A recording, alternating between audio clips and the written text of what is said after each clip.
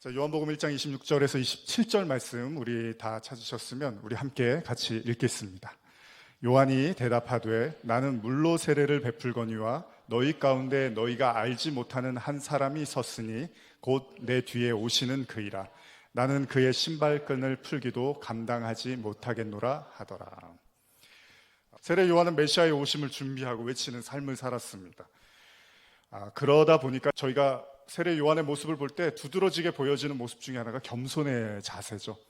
왜냐하면 그가 외치는 자가 메시아라는 하나님의 아들이라는 엄청난 존재이기 때문에 본인이 어떻게 명함을 내밀 수도 없는, 그러니까 아주 초라하고 감당할 수 없는 존재 앞에서의 그 약한 모습으로 예수님을 외치고 있는 모습을 보고 있는데요.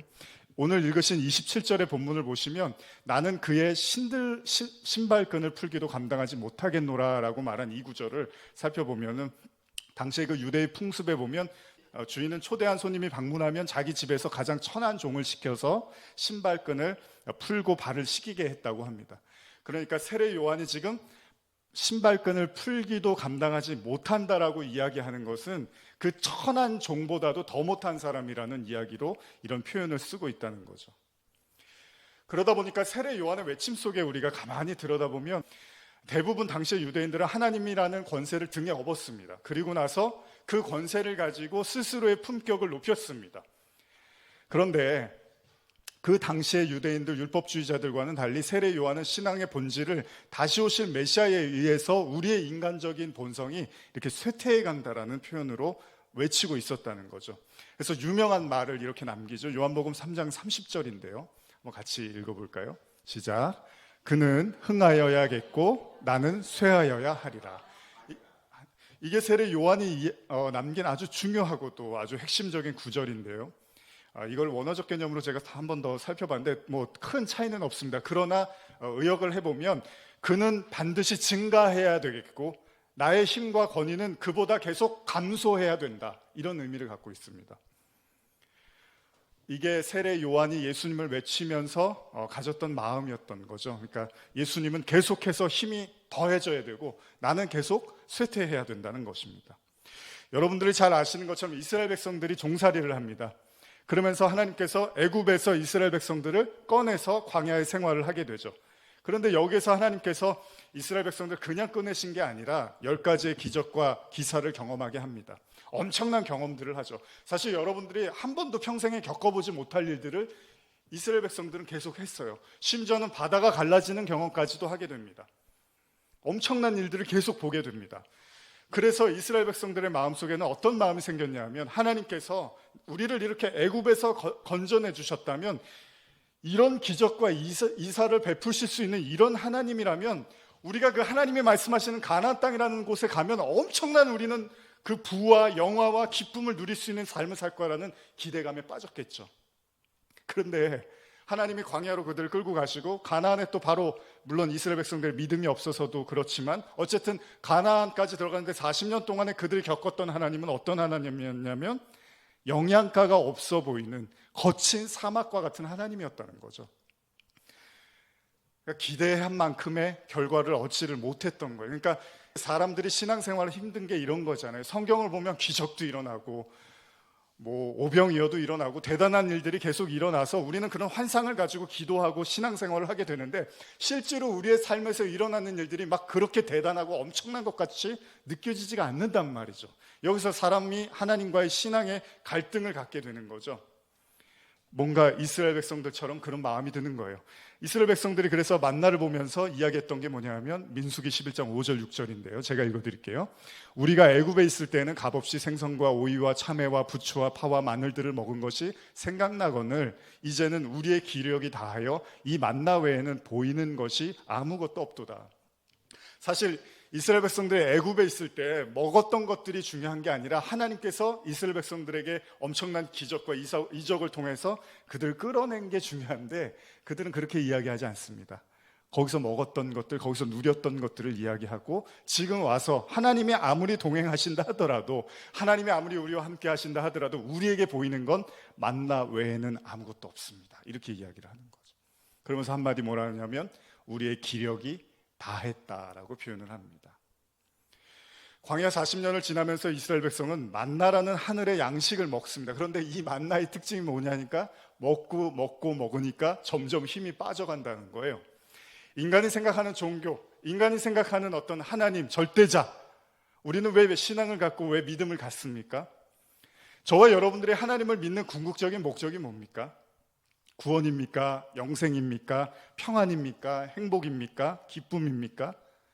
근데 중요한 건 보편적 사실은 우리가 신을 의지하는 궁극적 이유는 사실 우리의 어떤 것이 계속 증가하는 걸 원하는 거죠. 하나님을 통해서 우리의 것들이 계속해서 증가하고 발전되고, 그래서 우리의 가난함이 부유함으로, 우리의 약함이 강함으로, 우리의 무지함이 지혜로움으로, 우리의 실패가 성공으로, 우리의 불행함이 행복으로. 이것이 우리가 종교를 믿는 이유잖아요. 그런데 요한은 그것을 뒤집는 말을 하는 거죠. 그래서 아까 읽으신 그는 흥하여야겠고 나는 쇠하여야 하리라, 이런 말을 하는 거예요. 이게 말이 맞지가 않는 거예요, 사람한테는. 여러분, 예수님은 제자들에게 십자가를 가리키는데요, 사실 십자가는 사람들이 기피하고 제자들이 원하지 않았던 것이죠. 다시 한번 우리 요한복음으로 가서요, 요한복음 1장 28절에서 34절인데요 이거 같이 한번 읽어볼까요? 이 일은 요한이 세례 베풀던 곳 요단강 건너편 베다니에서 일어난 일이라. 이튿날 요한이 예수께서 자기에게 나아오심을 보고 이르되 보라, 세상 죄를 지고 가는 하나님의 어린 양이로다. 내가 전에 말하기를 내 뒤에 오는 사람이 있는데 나보다 앞선 것은 그가 나보다 먼저 계심이라 한 것이 이 사람을 가리킴이라. 나도 그를 알지 못하였으나 내가 와서 물로 세례를 베푸는 것은 그를 이스라엘에 나타내려 함이라 하니라. 요한이 또 증언하여 이르되 내가 보매 성령이 비둘기같이 하늘에서부터 내려와서 그 위에 머물렀더라. 나도 그를 알지 못하였으나 나를 보내어 물로 세례를 베풀라 하신 그이가 나에게 말씀하시되 성령이 내려서 누구든지 머무는 것을 보거든 그가 곧 성령으로 세례를 베푸는 이인 줄 알라 하셨기에 내가 보고 그가 하나님의 아들이심을 증언하였노라 하니라. 그토록 기다렸던 메시아, 자기의 모든 걸 전부 인생을 걸어서 기다렸던 그 메시아를 요한은 드디어 만나게 됩니다. 하나님의 아들이라는 사람에게 요한은 세례를 주게 되죠. 사람에 불과한 요한에게 하나님의 아들은 이렇게 머리를 내밀며 그에게 세례를 받습니다. 인간으로서는 감히 상상할 수도 없는 말입니다. 신이 어떻게 인간에게 머리를 굽히고 세례를 받을 수 있겠습니까? 제가 요즘 계시록 강해를 하는데 계시록에서도 이런 표현이 나옵니다. 계시록 1장 17절 보시면요, 제가 읽어드릴게요. 내가 볼 때에 그의 발에 엎드려져 죽은 자같이 되매 그가 오른손을 내게 얹고 이르시되 두려워하지 말라, 나는 처음이요 마지막이니. 사도 요한의 이야기죠. 사도 요한이 예수님 인자를 보자마자 엎드려져 죽은 자같이 됐다라는 표현이 나옵니다. 그 광경이 너무나 경이롭고 압도적이어서 인간으로서는 다가갈 수도조차 없는 신적 권위 앞에서 그는 그냥 발에 힘이 풀리고 스스로 죽은 자 같다라고 표현을 하고 있는 거죠. 그러나 이내 주님은 그에게 오른손을 얹고 이렇게 말씀하십니다. 두려워하지 말라. 그 광경을 보고 무너져 있는, 죽어 있는 요한을 향해서 다시 일으켜 세워주시고 두려워하지 말라고 말씀하시는 거죠. 신의 아들이 인간에게 찾아오신 겁니다. 여러분들에게 다시 질문을 던지고 싶습니다. 그는 흥하여야겠고 나는 쇠하여야 하리라. 신앙의 본질이라는 것이 우리의 것을 약화시키는 거라면 하나님은 뭘 약화시키고 무엇을 소멸시키기를 원하시는 걸까요?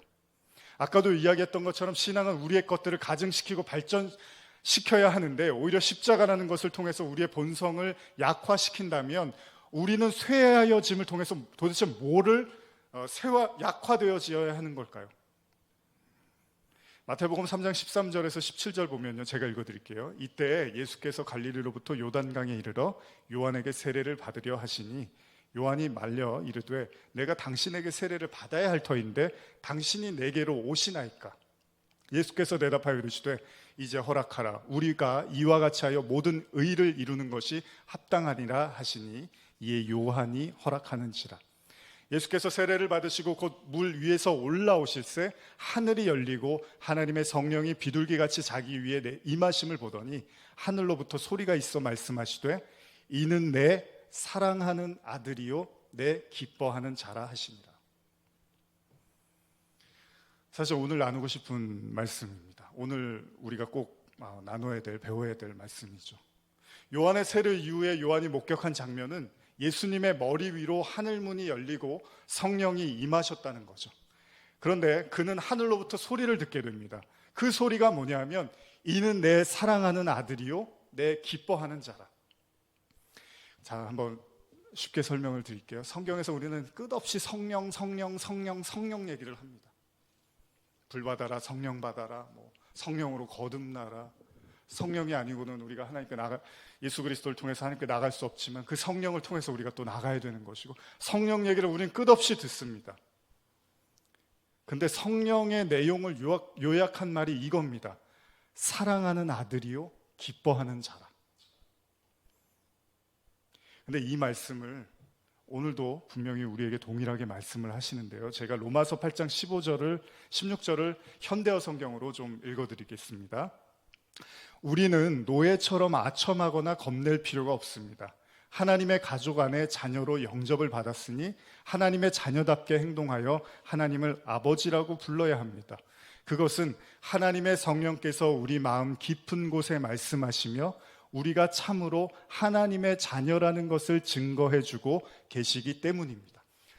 지난 시간에도 우리가 나눴던 말씀이지만 여러분, 성령이라는 것이 우리에게 하시고자 하는 말씀이 있는데 그게 뭐냐면 예수님만 하나님의 아들이고 하나님이 기뻐하는 자가 아니라 그 성령이 저와 여러분들에게도 동일하게 말씀하시는데 우리가 참으로 하나님의 자녀, 하나님의 아들들이라는 사실을 계속 성령은 말씀하신다는 거예요. 그러니까 성령의 역사라는 게 물론 기적이 일어나고 방언을 하고 우리가 여러 가지로 성령의 역사를 해석하지만 성령이 말하는 가장 큰 본질은 뭐냐면 저와 여러분들이 하나님의 자녀, 아들이라는 사실을 성령은 계속 말한다는 거예요.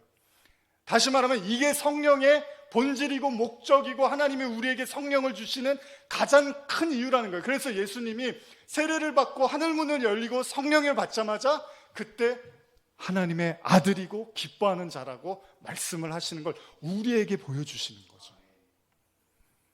그런데 우리는 그 성경을 볼 때 예수님의 사건을 단지 그분의 사건으로만 이해한다는 거예요. 그래서 제가 아까도 말씀드렸지만 계시록을 보면 계시록 1장 13절인데 우리 같이 한번 말씀 읽어볼까요? 시작. 촛대 사이에 인자 같은 이가 발에 끌리는 옷을 입고 가슴에 금띠를 띠고. 여기 보면 인자 같은 이가라고 이야기를 합니다. 계시록 1장에 보면 촛대 사이에, 촛대는 교회입니다. 7 교회를 이야기하는데 여기에 인자 같은 이가 그 촛대 사이를 돈다는 거예요. 교회 사이를 돌고 있다는 거죠.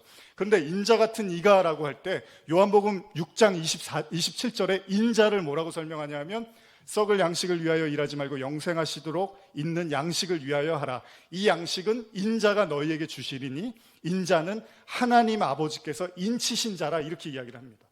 그러니까 인자는 하나님이 인치신 거예요. 그런데 고린도후서 1장 21절에 바울이 뭐라고 얘기하냐면 같이 한번 읽어볼까요? 고린도후서 1장 21절입니다. 시작. 우리를 너희와 함께 그리스도 안에서 굳건하게 하시고 우리에게 기름을 부으신 이는 하나님이시니 그가 또한 우리에게 인치시고 보증으로 우리 마음에 성령을 주셨느니라. 그러니까 인자가 예수님이 맞습니다. 그러나 그 예수님에서 끝나는 게 아닙니다. 그 예수님이 십자가를 지고 부활하시고 성령으로 우리에게 오셔서 똑같이 인치셨다고 말씀을 하시는 거예요. 여러분, 오늘 설교 잘 들으셔야 됩니다. 다 아는 내용이라 그래서 이거 세례받고 그거 다 알지, 그런 얘기를 드리는 게 아닙니다. 제가 예수님이 하늘문이 열려서 성령을 받으십니다. 그런데 거기서 끝나는 게 아니라 그 성령이 여러분들에게 와서 똑같이 인을 치시고 아들이라고, 자녀라고 말씀을 하셔요. 여기까지 넘어가는 거예요, 신앙. 주님이 하늘문이 열리고 하나님의 나라가 임하셨대, 주님한테. 이게 성경이 말하는 게 거기서 끝이 아니에요. 주님을 찬송합시다, 영광 돌리십시다, 우리는 무익한 종이고 주님만 찬양합시다. 여기서 성경이 끝나는 게 아닙니다. 자, 1장 6절, 계시록 1장 6절인데요. 거기 보면 그의 아버지 하나님을 위하여 우리를 나라와 제사장으로 삼으신 그에게 영광과 능력이 세세토록 있기를 원하노라. 예수님은 우리 이야기할 때 영원한 대제사장을 하고 말씀을 하시고 하나님의 나라라고도 이야기를 하는데, 베드로전서 2장 9절에 뭐라고 합니까? 베드로가 같이 한번 읽어볼까요? 시작. 그러나 너희는 택한 족속이요 왕 같은 제사장들이요 거룩한 나라요 그의 소유가 된 백성이니 이는 너희를 어두운 데서 불러내어 그의 기이한 빛에 들어가게 하신 이의 아름다운 덕을 선포하게 하려 하십니다. 똑같습니다. 하나님의 나라, 예수님이 영원한 왕 같은 제사장인데, 왕이신데, 동일하게 베드로전서에서 베드로는 너희가 택하신 족속이고 왕 같은 제사장이고 거룩한 나라, 이게 다 누구한테 지금 지칭하던 얘기죠? 예수님한테 하시던 그 이야기들을 동일하게 우리에게도 하고 있다는 거예요. 어떻게 해요? 성령을 통해서. 이걸 다른 말로 뭐라고 합니까? 유업이라고 하는 겁니다. 여러분과 제가 넘겨받을 복, 그 복이 예수님이 가지고 있는 그 복을 우리에게 동일하게 넘겨주시겠다는, 하나님이 우리를 그렇게 자녀로 보아주시겠다는 거잖아요. 성전 이야기도 마찬가지죠. 제가 강조하는 구절인데요. 우리 마가복음 14장 57절 58절 한번 같이 읽어볼까요? 시작. 어떤 사람들이 일어나 예수를 쳐서 거짓 증언하여 이르되 우리가 그의 말을 들으니 손으로 지은 이 성전을 내가 헐고 손으로 짓지 아니한 다른 성전을 사흘 동안에 지으리라 하더라. 이게 무슨 말이냐면요, 예수님한테 저 사람이 이 성전, 당시 그 예루살렘 성전을 헐고 손으로 짓지 않는 성전으로 사흘 동안에 짓겠다라는 이야기를 한 겁니다. 이것 때문에 예수님이 또 잡혀가시는 이유 중에 하나였죠. 자, 그럼 성전도 그래요. 교회가 뭡니까? 예수님이 여기서 분명하게 설명하고 있어요. 교회는 손으로 짓지 않는 것을 이야기한다는 거예요. 그러면 그 성전이 뭡니까? 고린도전서 3장 14절, 15절만 제가 읽을게요. 만일 누가 그 기초 위에 세워놓은 일이 그대로 있으면 상을 받고, 만일 누가 그 위에 세워놓은 일이 불타 없어지면 해를 입을 것입니다. 그 자신은 구원을 받을 것이나 마치 불길을 간신히 피해 얻은 것과 같을 것입니다. 16절입니다. 여러분은 자신이 하나님의 성전인 것과 하나님의 성령께서 여러분들 안에 계시는 것을 알지 못합니까? 이렇게 이야기를 합니다. 그러니까 교회는 뭐죠? 교회의 본질적인 것은 에클레시아라 그래서 여러분들이 믿는 사람들의 모임이기도 하지만, 그것보다 더 원초적인 교회는 저와 여러분들 안에 성령이 계시면 그걸 성전이라고 하고 그걸 교회라고 하고, 성경이 말하는 교회는 그 교회입니다. 그래서 예수님이 내가 사흘 만에 손으로 짓지 않는 교회를 일으키겠다고 하는 거예요. 여러분과 제가 누리는 복은 어마어마한 겁니다. 여러분의 존재가, 여러분의 가치가 그 성령을 통해서 우리에게 전달되어지는 어마어마한 복을 우리가 다 누리고 깨닫고 가는 거예요, 이 땅에서. 그래서 성령은 계속 우리에게 뭐라고 합니까? 아들이라는 걸로 그걸 정의해버리는 거예요. 왜? 여러분, 아들이 누리는 가장 큰 혜택이 뭔지 아십니까? 상속자예요, 상속자. 아버지의 것을 아들에게 다 물려주겠다고 할 때 아들이라는 표현을 쓰는 거예요. 물론 딸에게도 줘야죠. 근데 이제 성경이 하나로 뽑아서 쓰면 그걸 아들이라고 하는 거예요. 이따가도 제가 읽어드리겠지만 마태복음이 어떻게 시작하죠? 낳고 낳고 낳고 낳고. 그게 뭐냐면 하늘에서부터 그 하나님이 이 땅을 향해서 낳고 자녀들을 계속 낳아서 하나님의 유업을, 하나님의 존재를 계속해서 넘겨주는 거죠. 지금 이 시간, 이 순간에도. 그래서 그리스도, 우리가 그리스도도 마찬가지입니다. 예수 그리스도 할 때 예수 그리스도께서 나를 구원하셨어. 여기서 성경은 끝나지 않습니다. 그래서 바울이 그걸 다 풀어놓고 가는 거예요. 골로새서 1장 26절에서 27절입니다. 한번 같이 읽어보겠습니다. 시작. 이 비밀은 만세와 만대로부터 감추어졌던 것인데 이제는 그의 성도들에게 나타났고 하나님이 그들로 하여금 이 비밀의 영광이 이방인 가운데 얼마나 풍성한지를 알게 하려 하십니다. 이 비밀은 너희 안에 계신 그리스도니 곧 영광의 소망이니라. 지난주에도 제가 수요예배 할 때도 말씀드렸지만 이게 무슨 비밀입니까? 다 하나님이 내 안에 있다고 하잖아요. 그럼 뭐가 이게 비밀입니까? 그게 그런 의미가 아닐 수도 있는 거죠. 우리가 생각하는 그 정도 수준의 얘기가 아닐 수도 있는 거예요. 엄청난 의미를 내포하고 있을 수 있다는 거죠. 그리스도는 어디 계시다고요? 여러분과 제 안에. 이게 성령을 통해서 누릴 수 있는 하나님의 어마어마한 축복이고 특권이라는 사실입니다. 성경의 증언은 예수님의 영광을 지켜보고 바라보면서 그냥 그걸 갖고 좋아하고 찬송하라고만 하지 않습니다. 성경은 그 아들에게 주신 권세와 영광을 십자가를 통해서 우리에게도 동일하게 넘겨주시겠다는 이야기를 하고 있는 겁니다. 그래서 세례 요한이 성령 세례를 이야기하는 거죠. 그 성령을 통해서야만 우리가 하나님의 아들이라는, 자녀라는 걸 깨닫게 되고, 그때 비로소 하나님의 유업이 우리 안에서 역사하고 열매를 맺고 자라게 된다는 사실을 우리가 알게 된다는 거죠. 그래서 갈라디아서 3장 26절 이하 보면, 너희가 다 믿음으로 말미암아 그리스도 예수 안에서 하나님의 아들이 되었으니 누구든지 그리스도와 합하기 위하여 세례를 받은 자는 그리스도로 옷 입었느니라. 그리스도의 그 영광을 우리에게도 동일하게 부어주시겠다는 엄청난 이야기들. 바울이 쓰는 그 서신들은 그냥 가벼운 이야기들 하나도 없습니다. 다시 성령의 내용으로 돌아가 보면, 하나님께서는 성령을 통해서 우리에게 끝없이 하나님의 아들이라는 사실을 계속 말씀하시는 거예요. 아들의 의미는 뭘까요? 로마서 8장 16절 제가 읽어드릴게요. 현대어 성경으로. 그것은 하나님의 성령께서 우리의 마음 깊은 곳에 말씀하시며 우리가 참으로 하나님의 자녀라는 것을 증거해 주시고 계시기 때문입니다. 우리는 하나님의 자녀가 되었으니 하나님께서 아들이신 예수께 주신 것처럼 우리에게도 그분의 재산을 분깃으로 나누어 주실 것입니다. 그러니 만일 우리가 그의 아들의 영광을 함께 누리기를 바란다면 그분의 고난에도 함께 동참하는 것이 마땅할 것입니다. 아까도 잠깐 말씀드렸지만 아들의 의미, 그러니까 하늘문이 열리고 성령이 임하실 때 이는 내 사랑하는 아들이라고 하셨던 그 아들의 의미는 단순하게 자녀의 의미를 넘어서서 하나님의 모든 것들을 우리에게 다 물려주시겠다는 말씀을 하고 있는 거죠. 하나님의 아들을 믿는 믿음 때문에 우리도 아들이 된다는 거예요. 그래서 아들이신 예수님이 그의 제자들에게 아버지께 받은 것을 우리에게도 넘겨주시겠다고 말씀을 하시는 거죠. 하나님께서 그 아들 예수를 통해서 하나님의 존재를 드러내셨던 것처럼 또한 그 아들 예수가 그의 제자를 통해서 하나님의 존재를 드러내게 하시겠다는 겁니다. 그 제자들은 또 다른 제자들을 통해서 그 하나님의 존재를 드러내게 하신다는 거죠. 여러분, 아들은 그 아버지의 피를 가지고 있죠. 그 혈통이라고 하죠. 아들이라는 건 그 아버지의 피를 가지고 있는 거죠. 예수님의 보혈이 그래서 우리에게 중요한 거죠. 그 보혈이 그 아버지를 가지고 있는 거니까. 근데 그 보혈로 우리도 그 피와 물과 성령, 요한일서에서 이건 하나라고 합니다. 그러니까 그 성령으로 우리 안에 흐르고 있는 거죠.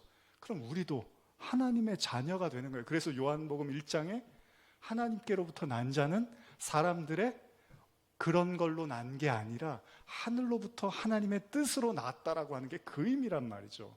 그걸 거듭났다라고 하는 거고, 여러분들은 그런 사람들입니다. 내 안에 그분이 계셨네. 내 안에 그 하나님이 계셨네. 내 안에 그 하나님이 성령으로 함께 하시고 계셨네라는 걸 지금 여러분들 다 안다고 하셔도요, 우리는 광야 40년 동안 그거 계속 배우는 거예요. 하나님이 계셨네, 내 안에. 하나님이 성령으로 함께 하셨네. 내가 아들이었네. 이걸 골백 번 하나님은 가르치시는 거예요. 왜요? 못 믿으니까.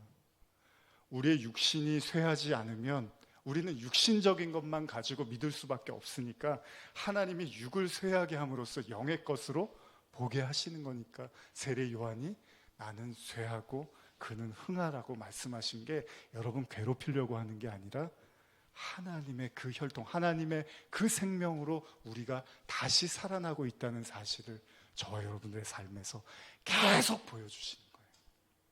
그래서 마태복음 1장이 이렇게 시작하는 거죠. 아브라함과 다윗의 자손 예수 그리스도의 계보, 이 족보가 나오는 거예요. 하나님의 그 시간과 그 역사가 계속해서 그 아들들, 그 자녀들을 통해서 이 세상을 관통하고 있고 흐르고 있는 거죠. 저와 여러분들은 그 하나님의 영광을 나타내는 존재들이 되어 가는 거죠. 하나님은 우리에게 모든 것을 유업으로 주십니다. 그런데 오늘 여기서 이제 마무리를 제가 하려고 하는데요. 성령의 메시지는 무엇입니까? 성령이 우리에게 주시는 아들이라는 메시지의 핵심은 무엇입니까? 계시록 3장 20절 21절 보면요, 볼지어다 내가 문 밖에 서서 두드리노니 누구든지 내 음성을 듣고 문을 열면 내가 그에게로 들어가 그와 더불어 먹고 그는 나와 더불어 먹으리라. 이기는 그에게는 내가 내 보좌에 함께 앉게 하여 주기를 내가 이기고 아버지 보좌에 함께 앉은 것과 같이 하리라. 요새 유명한 사람들하고 밥 한 끼 먹으려고 그러면 한 시간에 얼마, 500만 원, 1000만 원 뭐 이런 얘기들이 있더라고요. 아들의 본질은 무엇입니까? 하나님과 밥을 먹는 사이가 되는 거죠. 이거보다 더 큰 영광이 어디 있습니까?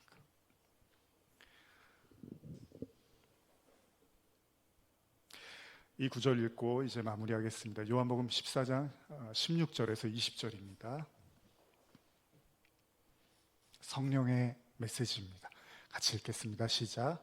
내가 아버지께 구하겠으니 그가 또 다른 보혜사를 너희에게 주사 영원토록 너희와 함께 있게 하리니 그는 진리의 영이라. 세상은 능히 그를 받지 못하나니 이는 그를 보지도 못하고 알지도 못함이라. 그러나 너희는 그를 아나니 그는 너희와 함께 거하시며 또 너희 속에 계시겠습니다. 내가 너희를 고와 같이 버려두지 아니하고 너희에게로 오리라. 조금 있으면 세상은 다시 나를 보지 못할 것이로되 너희는 나를 보리니 이는 내가 살아있고 너희도 살아있겠습니다. 그날에는 내가 아버지 안에 너희가 내 안에 내가 너희 안에 있는 것을 너희가 알리라. 여러분들도 이 고백이 여러분들의 고백으로 인정되어지십니까? 가장 아름다운 고백이 있다면 내가 아버지 안에 너희가 내 안에 내가 너희 안에.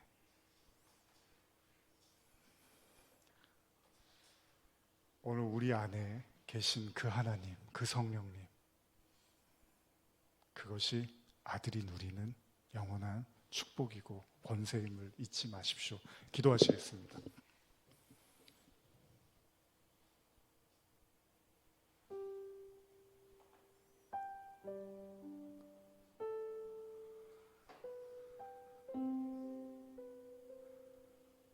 바깥에서 들리는 소리들과 밖에서 보이는 많은 이야기들과 풍경들, 그러나 오늘 내 안에 계신 그리스도를 바라봅니다. 바울이 오죽하면 비밀이라고 이야기했겠습니까? 사람들이 다 아는 것 같지만 어쩌면 우리는 잘 모르고 있는지도 모릅니다. 우리 안에 보배 그리스도, 그 하나님을 발견하고 누리며 그리스도와 연합되는 삶을 살게 하여 주시옵소서.